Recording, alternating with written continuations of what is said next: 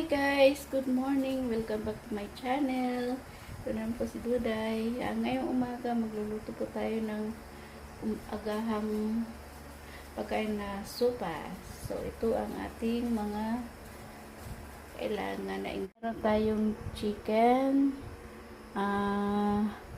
repolyo, syempre yung ating gatas, onion o sibuyas, bawang, bell pepper at Baguio beans at syempre yung ating elbow macaroni.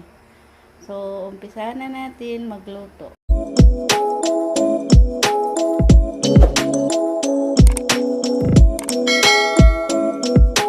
At mainit na yung ating mantika.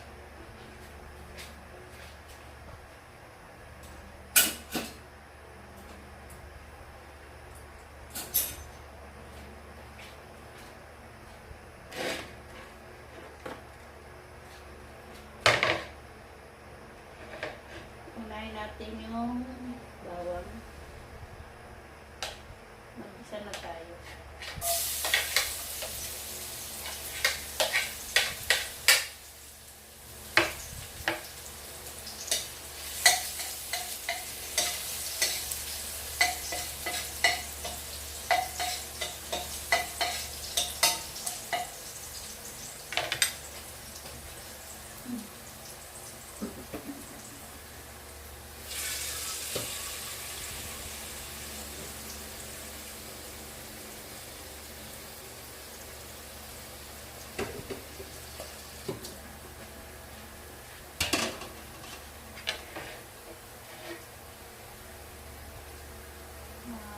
Sibuyas. Sunod natin yung sibuyas.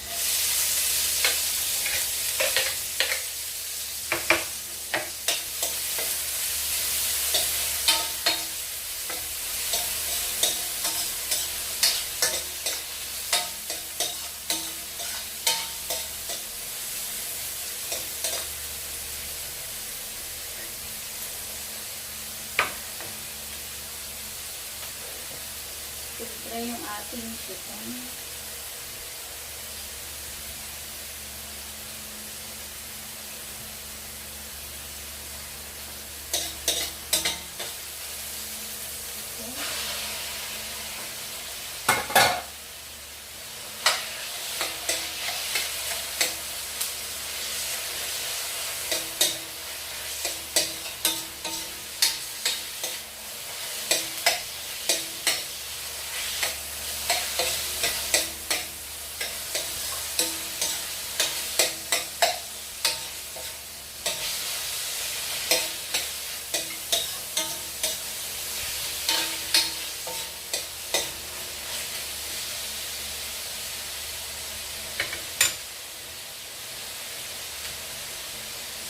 Lagyan natin ng konting asin para magbalasa yung chicken.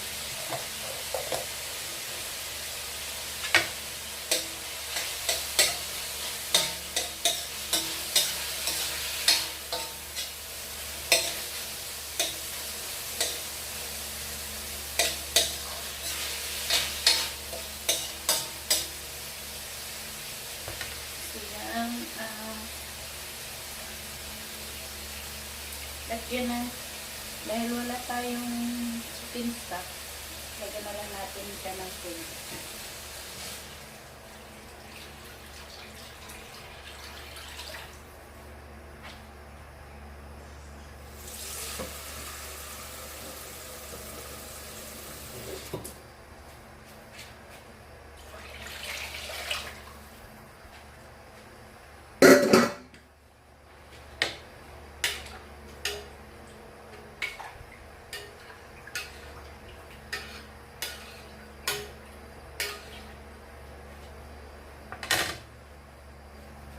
Hintayin natin siyang kumulo.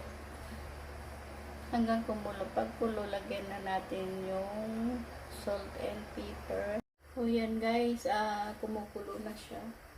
Pwede na natin siyang timplahan muna bago natin lagay yung macaroni elbow. Lagyan natin siya ng asin.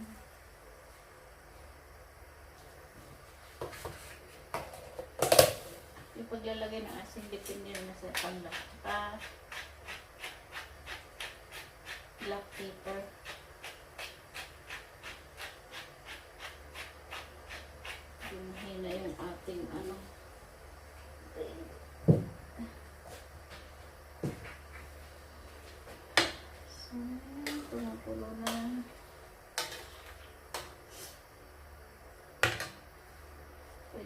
natin ilagay yung macaroni rin.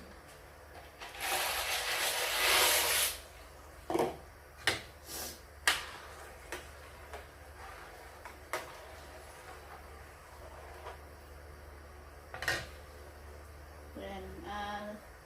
Atin na lang antayin hanggang maging maluto siya, lumambot, bago natin ilagay yung ibang sangkap. So yan guys, tingnan natin kung luto na yung macaroni elbow ating supa.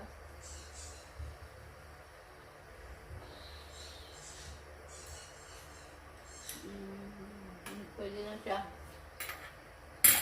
Sunod na natin yung bell pepper para magkaroon siya ng lasa.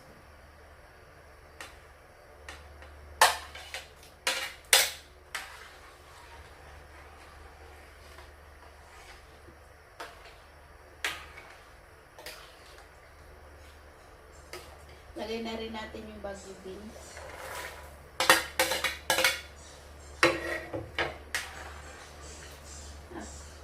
At guys, pag nagluto kayo ng sopas, huwag nyong i-overcook ha. Dahil ang noodles hanggat mainit yung kanyang sabaw ay naluluto siya.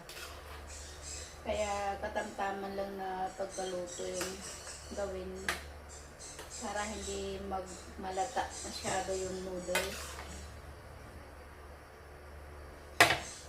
Kaya antay lang natin na maluto konti yung ating bagu beans at yung bell pepper bago natin ilagay yung ibang yung sangkap. So guys, nakalimutan ko kasi maglagay ng carrots. Kung gusto nyo, lagyan mo rin ng carrots. At depende sa inyong kung gusto nyo maraming gulay, nasa inyo yan kung anong gusto nyo.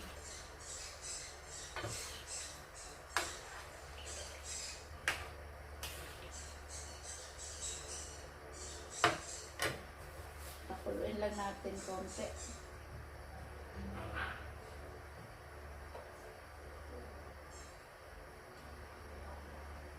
Hindi natin pwedeng takipan kasi mag-aano.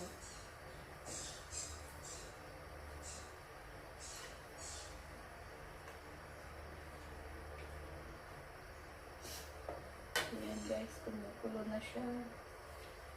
Sunod na natin yung repolyo para tuloy-tuloy na yung kanyang pagkulo.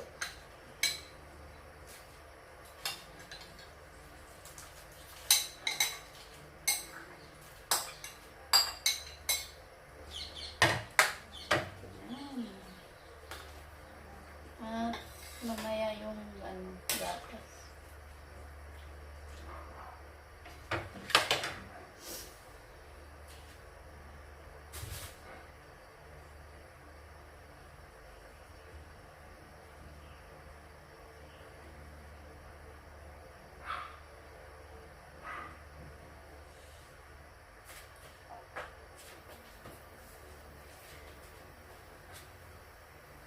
Pinapakulo pa natin guys hanggang kung maaari wag takipan para yung gulay hindi magmukhang lata ang kulay, parang fresh.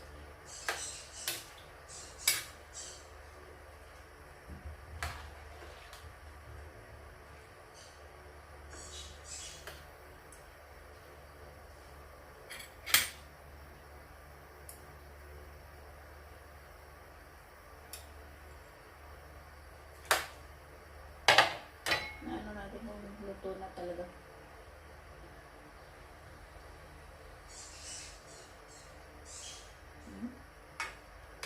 Tama-tama lang.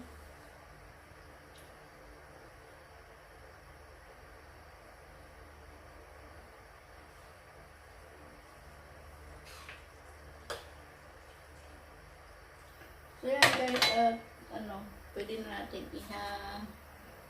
lagay yung evaporated milk. Tainaan natin ang apoy para hindi siya magbula-bula.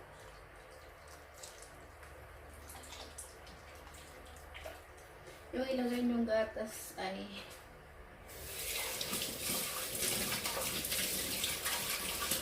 isang lata. Ubusin nyo yung isang latang gatas para masarap. Ayan.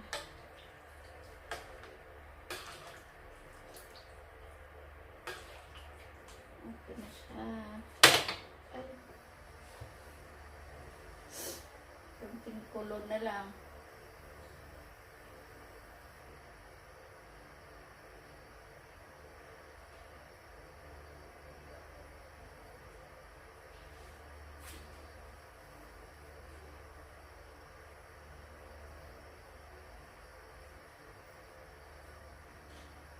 At kung kayo masaya na sa pagluluto, sayawan nyo na rin para masarap yung niluluto.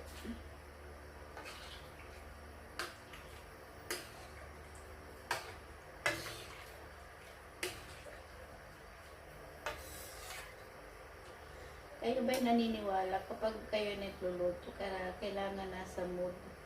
Kasi kapag wala kayo sa mood sa habang nagluluto kayo ay walang lasa yung inyong niluluto. Kaya kailangan maganda ang condition habang kayo ay nagluluto. Na ano ko na yan eh. Experience ko na yan guys.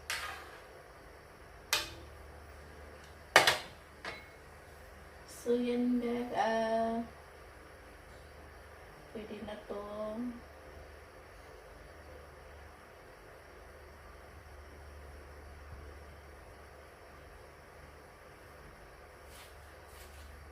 Pwede na siya. So, yan guys, pwede na siyang antayin lang natin na kumulong konti. Pakitay na natin yung sopa, yung apoy, para hindi naman siya malata.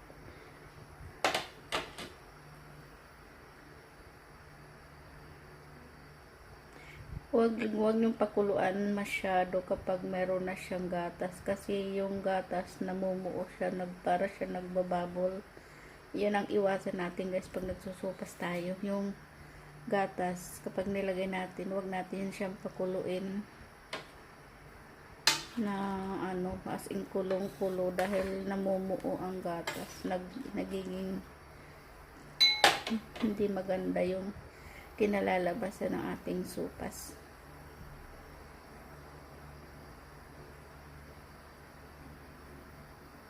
Na kailangan control lang yung apoy pag may gatas na siya. So yan guys, pwede na natin siyang patayin.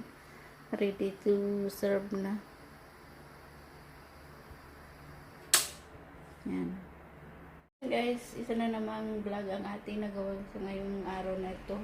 Kung ikay bago lang sa aking channel, huwag mong kalimutan mag-subscribe at pakiclick mo na rin yung notification bell para ma-update ka sa aking mga susunod na lulutuin.